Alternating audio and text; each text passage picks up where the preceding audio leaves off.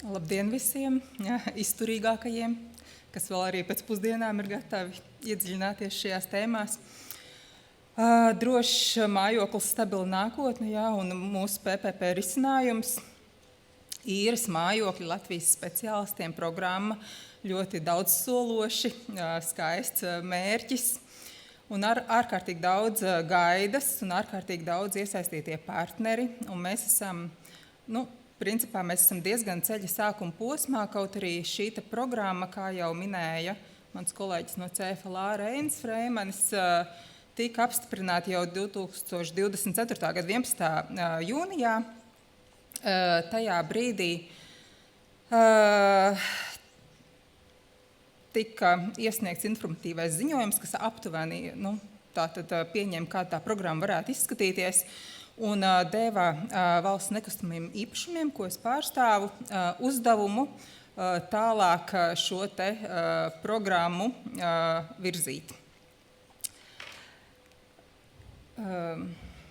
Tā, pie šīs slaidas pavisam īsti pakavēšos, jo šo te nepieciešamību pēc pieejamiem mājokļiem iezīmēja jau gan Signe, pārstāvot Eiropas komisiju, jo šī problemātika ir aktuāla visā Eiropas Savienībā. Katrā valstī tas ir mazliet savādāk varbūt, un katrā valstī ir drusciņ cita vēsturiskā šīs te jomas attīstība, bet Latvija nav nekāds unikums un izņēmums, un mēs būtībā konstatējam tos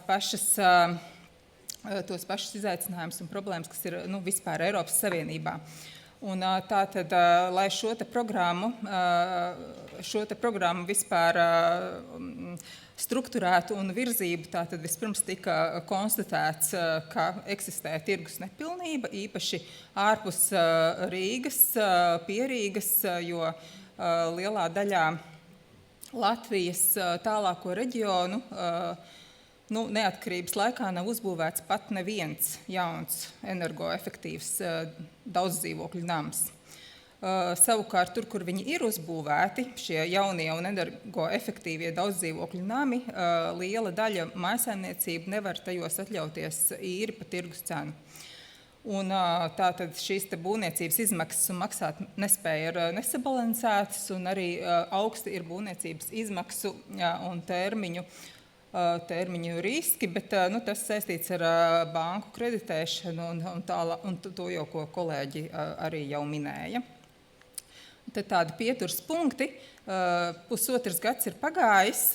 Šobrīd tikko pašā gada nogalē valdība ir pieņēmusi rīkojumu, ka šī programma šī brīža redakcijā tātad tiek apstiprināta, un informatīvais ziņojums ir apstiprināts par finanšu un ekonomiskajiem aprēķiniem, un mēs dodamies uz priekšu. Mums ir iespēja tālāk veikt privātā partnera atlasi, bet vēsturiski, kā mēs nonācām vispār līdz šim, tātad bija sākotnējais lēmums par programmu, tad ņemot vērā iesaistītās pašvaldības un visu šo te komplicētību ar daudziem partneriem, mums bija nepieciešami, protams, arī pašvaldību konceptuālie lēmumi, kas bija balstīti sākotnēji tirgus pētījumā atsevišķās 13 pašvaldībās, jo strukturējot programmu, sākotnējā ambīcija bija 1000 jauni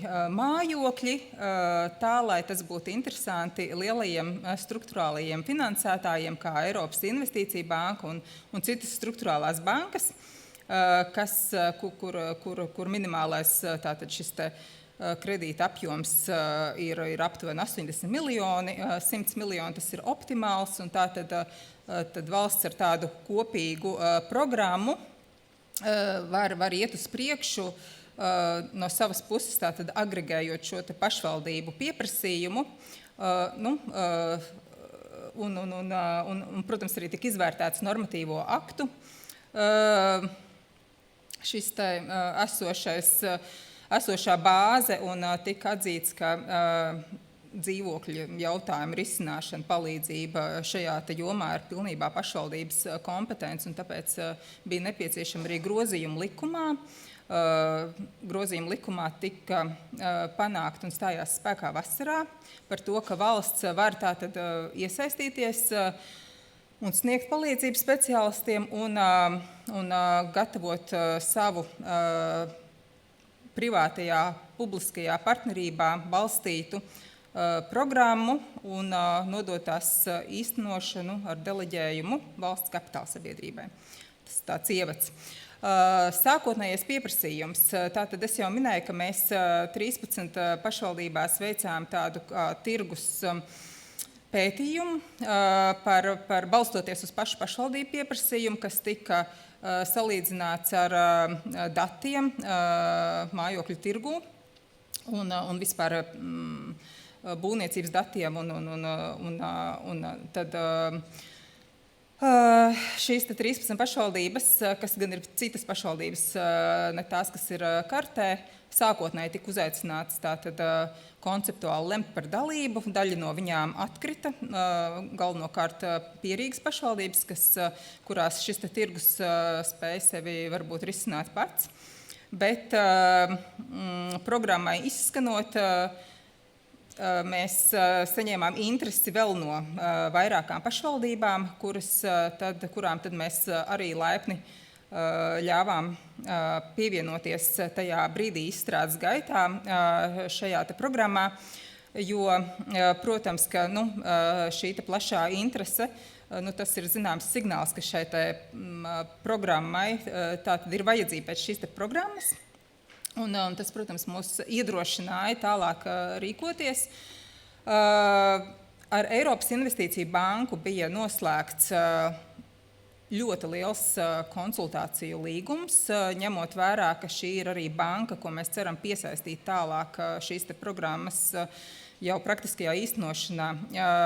Un Eiropas Investīciju bankai faktiski šis bija lielākais līgums Baltijas valstīs, kāds viņam līdz šim ir bijis, tika izvērtēti 57 zemes gabali visās šajās 18 pašvaldībās. Es tīri ilustratīvi parādīšu vienu slaidu, jo tur bija pamatīgs pētījums apakšā.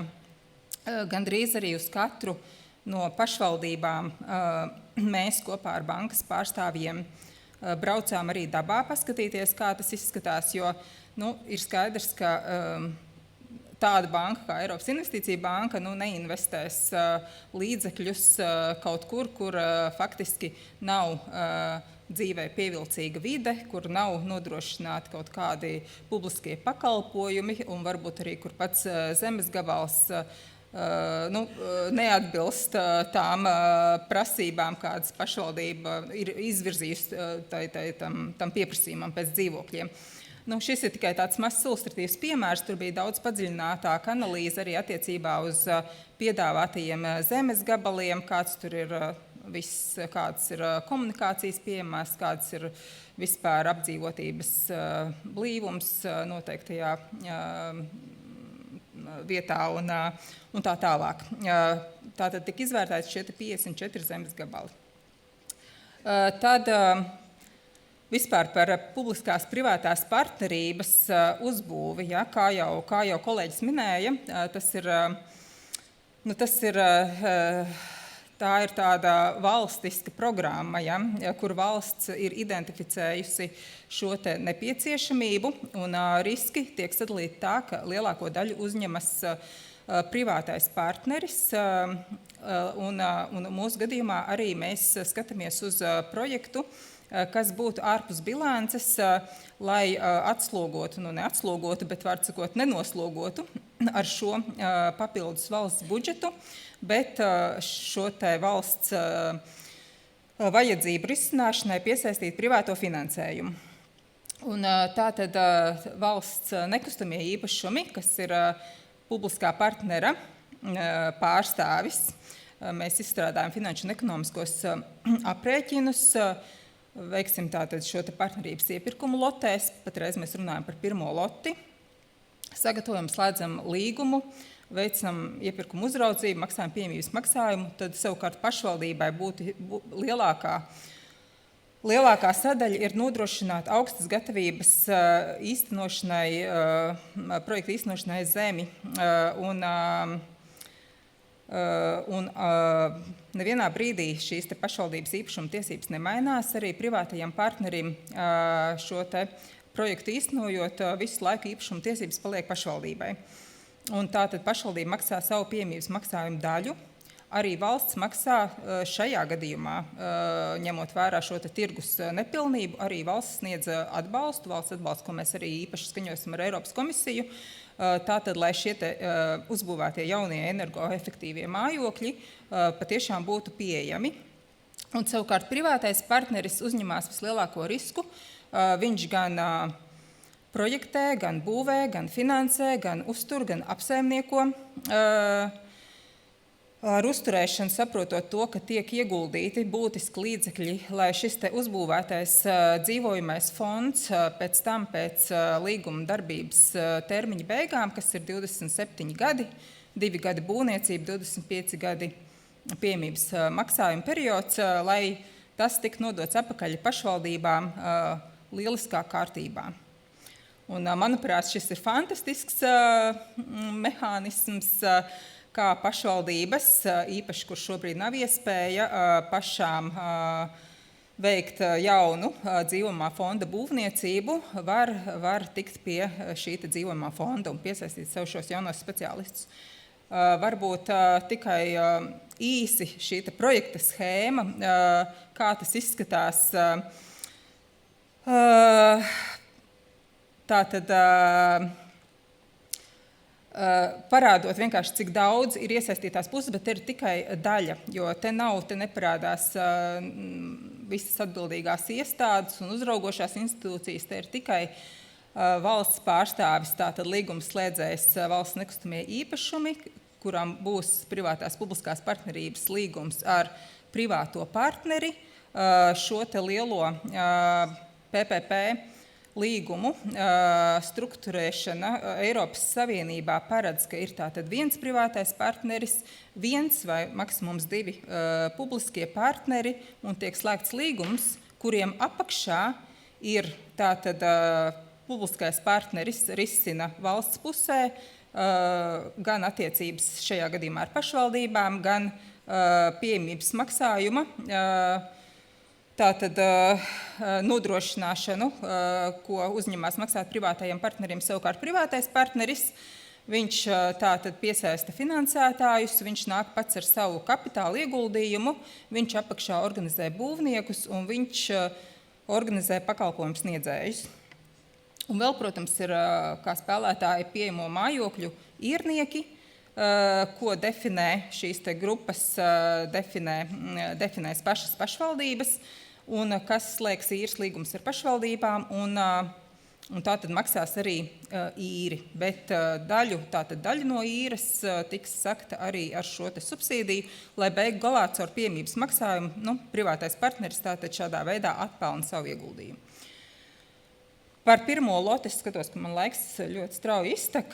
Tātad bija jau minēts, pirmajā lotē mums ir 7 pašvaldības. Varat redzēt, katra ar kādu pieprasījumu nāk. 150 miljoni ir kapitāla ieguldījumi. Tas ir labs piedāvājums privātajiem partneriem. Un arī Eiropas Investīciju banka šo vērtē kā ļoti optimālu projektu.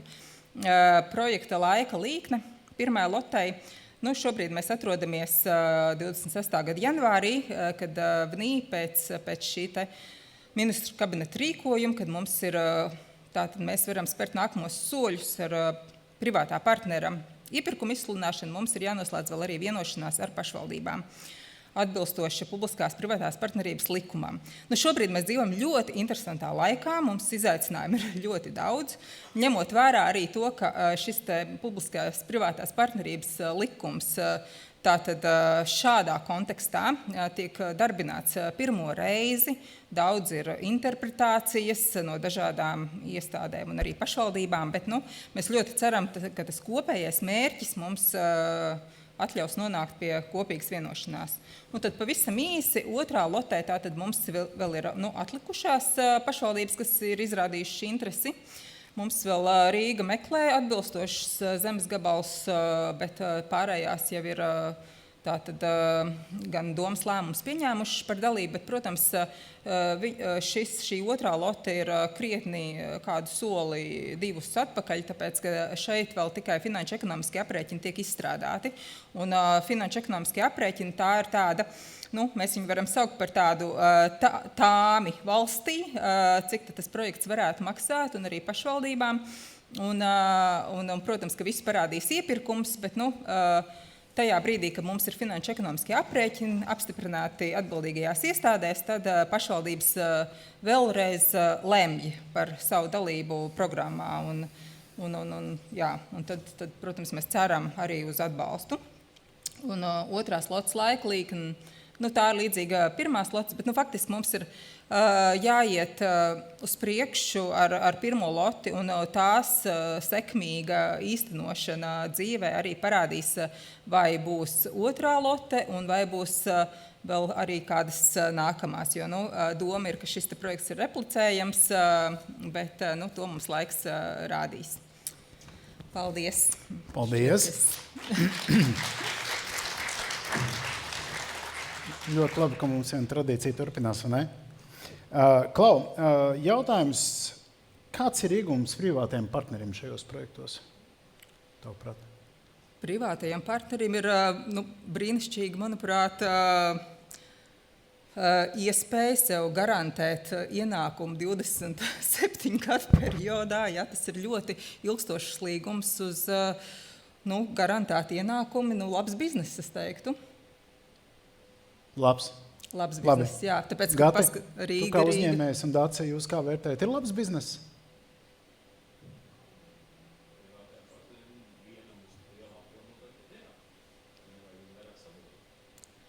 Okay.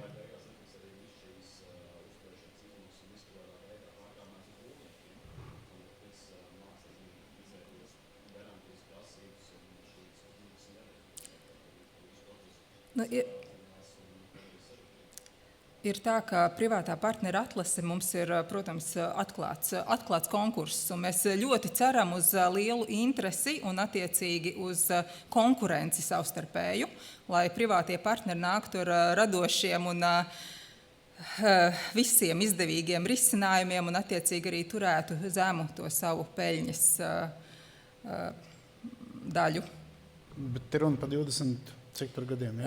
2 gadi ir būvniecības laiks un 25 gadi ir šis pieejamības maksājuma laiks. Jā. Labi, bet 25 gadi tas jau laulībā ir grūti noturēties. Kur te vēl šāda veida attiecībās? Mums šādas pašas attiecības arī ir Ķekavas apceļā, un kā jau kolēģis no CFLA minēja, ka šīs attiecības vismaz sākotnējā fāzē ir brīnišķīgas. Okay. Sākumā parasti viss ir labi. Es kā jurists jums varu pateikt, ka es esmu dzirdējis, ka tad, kad šķirās, tad ir grūtāk. Lūk, bet saka lūdzu, Inga. Šajā gadījumā viss jau ir sadalīts, ja, pie līguma slēgšanas. Ja mums ir analoģija ar laulību, tad viss ir sadalīts un savstarpējās attiecības ir norunāts. Mēs tātad ejam uz skaidriem nosacījumiem. Brīnišķīgi. Viss ir caurspīdīgi. Tad var arī šķirties. Okay. Bet tad ir vēl viens jautājums. Tātad vai ir kāda rīka opcijas bez finansējuma, kā pašvaldība var vai nē, tas laikam nebūs tev, domāju, bet valsts gan tas ir tev var sekmēt iedzīvotāju aktīvu lēmumu pieņemšanu šajos projektos. Tieši iedzīvotāju aktīvu lēmumu? Kaut kādu, kā iedzīvotāji vispār ietekmē šos procesus? Tātad pašvaldībās trūkst jauno speciālistu, vispār trūkst speciālistu. Iedzīvotāji, piemēram, ja pašvaldība vēlas savai slimnīcai vai skolai piesaistīt jaunos skolotājus vai dakterus, iespējams, ka viņi pašvaldībai jautā, bet ko jūs mums varat dot? Vai jums ir dzīvojamais fonds, kas atbilst mūsdienu prasībām? Un tas varbūt motivē kaut kā pašvaldību padomāt par šiem jautājumiem un risināt. Labi, bet tad sanāk tā pašvaldība nāk uz valsts nekustamiem īpašumiem, viņi saka, mēs te gribētu realizēt tādu projektu? Pašvaldība, privātā publiskā partnerība ir par pašvaldību sadarbību. Jā, es saprotu, bet kaut kur jau informācija jānāk, cik daudz dzīvokļu tad mēs te gribam un kāpēc? Šī programma tagad, kā jau es minēju, ir šī pirmā lote. Cerams, ka būs arī otrā lote. Tur visas pašvaldības, kas gribēja, nevarēja iesaistīties, jo minimālais mājokļu apjoms uz zemes gabala bija 48. Tātad 48 dzīvokļu māja bija tas minimums, jo pašvaldības pusē ir arī risks aizpildīt šo te jauno mājokli. Pašvaldība uzņemās sagādāt šos īrniekus.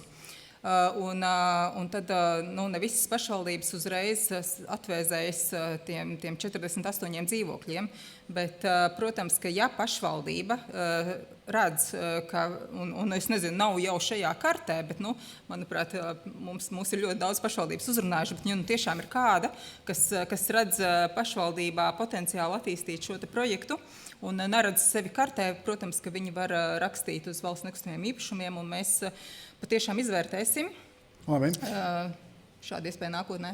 Tad ir vēl viens jautājums, kam piederēs publiskās privātās partnerības projektā uzbūvētie mājokļi? Visu laiku īpašuma tiesības paliek pašvaldībai. Tās nemainās. Pašvaldība nāk ar zemes gabalu. Uz šī zemes gabala tiek būvēts mājoklis, kas ir visu laiku pašvaldības īpašumā, bet ir nodots tātad lietošanā uz šo te līgumu laiku privātam partnerim, kurš tātad veic visu uzturēšanu, apsaimniekošanu, arī īrnieku, helpdesku un visu pārējo, kā labs saimnieks, ja, jo privātais partners, protams, tur ir daudz līguma apakšā, un viņš ir ļoti interesēts veikt savu darbu kārtīgi, jo pieejamības maksājums tiek balstīts pieejamībā. Ja kaut kas nav pieejams, vai teiksim, kaut kas ir, es nezinu, dažādas situācijas var būt, tad privātais partners arī nesaņem šo pieejamības maksājumu kaut kādā daļā.